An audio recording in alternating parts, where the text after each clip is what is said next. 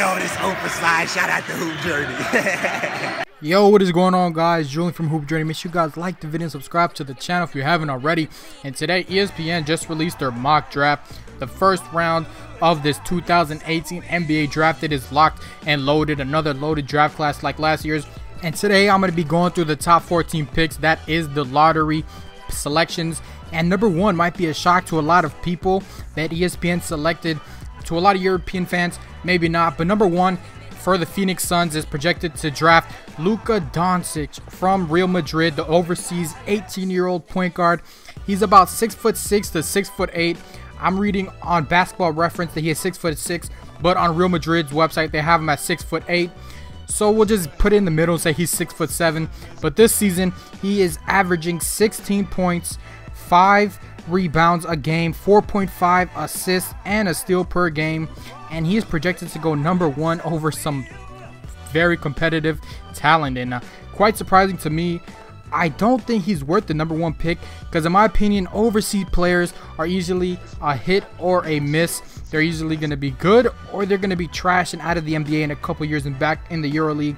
He's shooting 32% from the three-point land, which, you know, is not that good to make it to the NBA. I mean, I know a lot of college players come out shooting worse than that. I know De'Aaron Fox was shooting in the low 30s. Lonzo was in the 40s, and look how he is in the NBA now. But we'll see. I don't think he's worth the first round pick. He is 18 years old. That's what you have with him, his youth, and he has so much potential. But if the Suns were to draft him number one, I would be very disappointed. I know Phoenix Suns fans would be too. At the number 2 spot, ESPN has projected the Atlanta Hawks will be drafting DeAndre Ayton from Arizona, the 7'1" power forward / center, playing bully ball all season long at Arizona, averaging almost 20 points a game, almost 2 blocks a game, 1.5 assists, grabbing every board he can, 8 rebounds per game, 10 per game actually, 8 defensive rebounds, offensive rebounds almost 3. So you know he's going to be getting double-doubles almost every game in the league. And if he were to go to the Hawks, that would be a great duo right there between him and John Collins, forming a Twin Towers. That'd be an exciting young roster to watch, especially with Dennis Schroeder.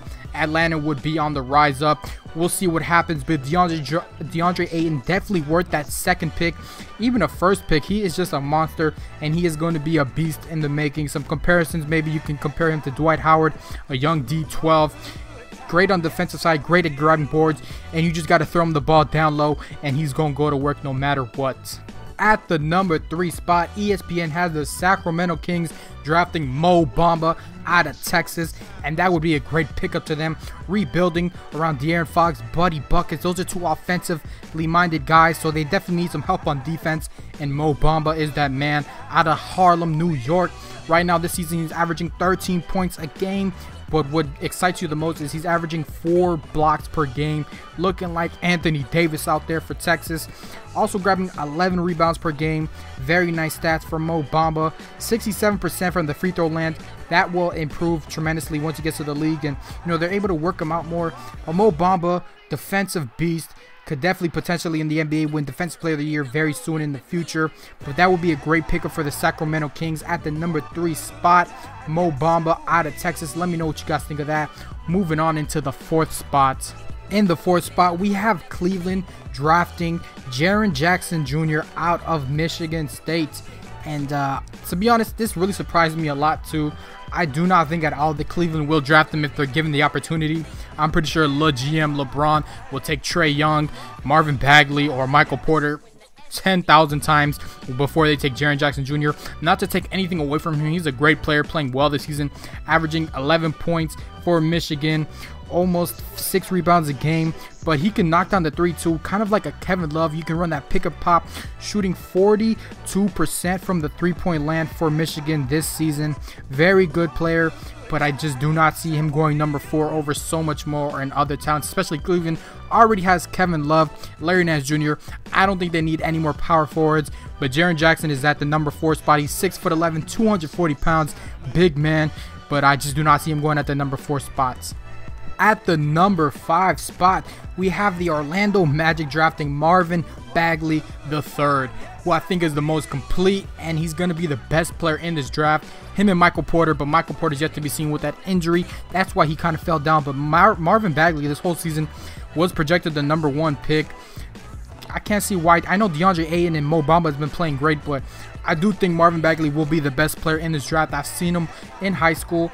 You know, that's just high school, but, you know, I saw him at the Nike EYBL as well, and he's just a walking double-double, electrifying player this season for for Duke. He is averaging 21 points a game, a block and a steal, 11.4 rebounds per game. He's going to be a walking double-double, like I said, 35% from the three-point land.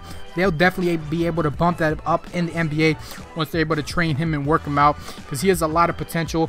Very young as well. You know, he reclassed to go to college a year early, 6'11", 230 pounds. I think Marvin Bagley will be the best player in this draft, him and Michael Porter Jr.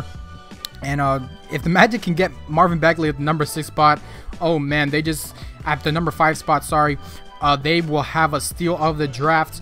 And Marvin Bagley, I think, has the most potential, and he'll be the first one in this draft class to become an all-star. That's just my opinion. Let me know what you think of Marvin Bagley. I know he slowed down a little bit, but I just can't see him going anywhere but #1 this draft. At the #6 spot, we have the Chicago Bulls with maybe the steal of the draft in Michael Porter Jr.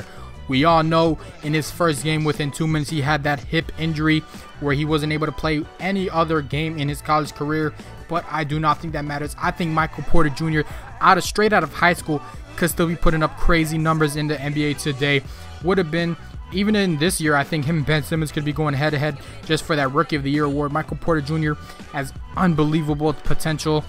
And it's just, you know, sad to see him get injured in college. You know, I would love to see him go off this season, but just because of that injury, he's going to fall down to the #6 spot, which I do not think will happen. I think Cleveland, if they're able to get him at the #4 spot, or any other team, will get Michael Porter Jr.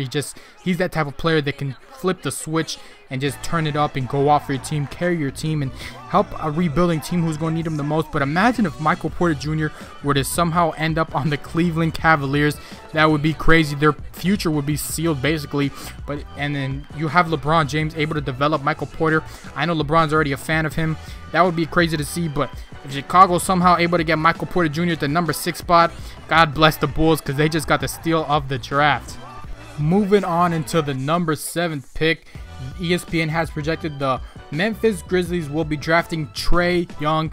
And if you guys want to know a crazy little stat, Steph Curry was taken #7 by the Warriors, and that's who he's going to be compared to the most. Same size, same type of gameplay. And that's kind of crazy. I just found out right now that they were both taken at projected to be taken at the #7 spot. Trae Young leading all players in college in scoring with 28 points a game. We all know what he can do, but also 9 assists per game, shooting lights out, 42%. He can shoot from anywhere on the court. He can shoot from damn near half court if he wanted to, but he also can drive in, get fouled, and one, or that little floater he likes to do, and just set up his teammates for success. At Oklahoma, you guys got to remember, he doesn't have a lot of talent around him. Not to take anything away from Oklahoma, but you know, he doesn't have the best players around him, and he's still able to average 9 assists per game. It's pretty impressive.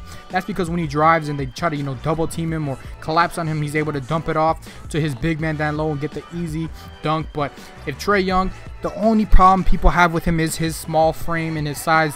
They said the same thing about Curry, and guess what? Steph Curry has 2 MVPs, 2 championships, and the best shooter in NBA history. At the #8 spot, ESPN has the Dallas Mavericks taking Wendell Carter Jr. out of Duke.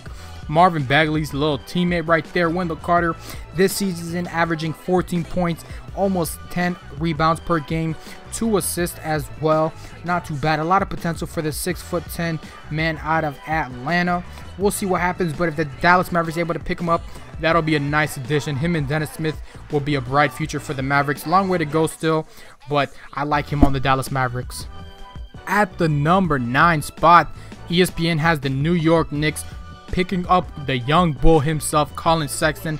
That'll be a great addition to New York, and that will fit him perfectly. He just has that swagger, that, you know, Russell Westbrook mentality, that nobody is better than him on the court, and when he's hot, he's the best player.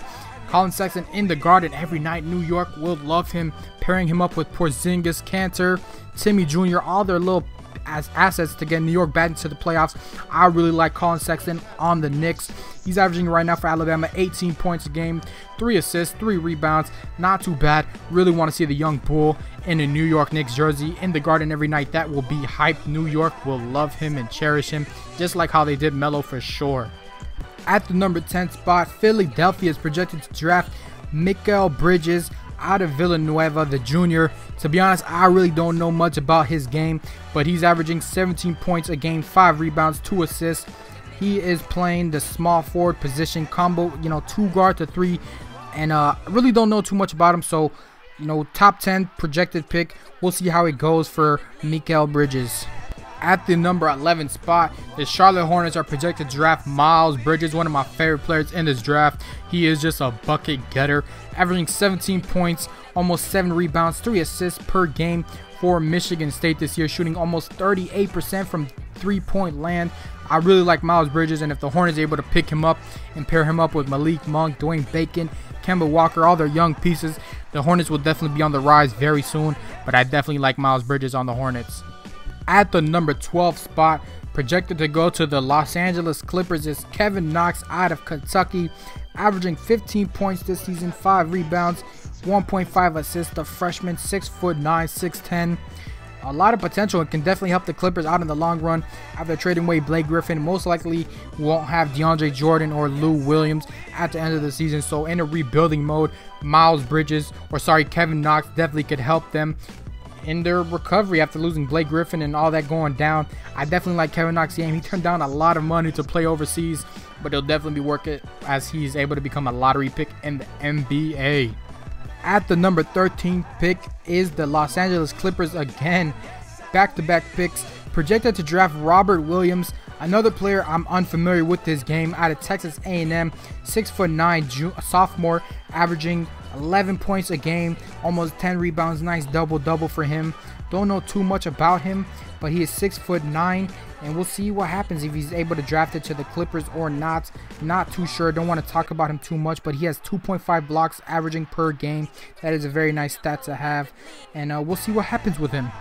And to finish off this video, the last lottery projected pick is my man Lonnie Walker out of the U, averaging this season 11.4 points per game, 2 assists. Has a lot of potential, 6'4" point guard, and we'll see what he does. He's playing really well for the U this season, averaging 35% from downtown, and I really like his game. He just got that swagger for him, and for the U, carrying them a lot of these games.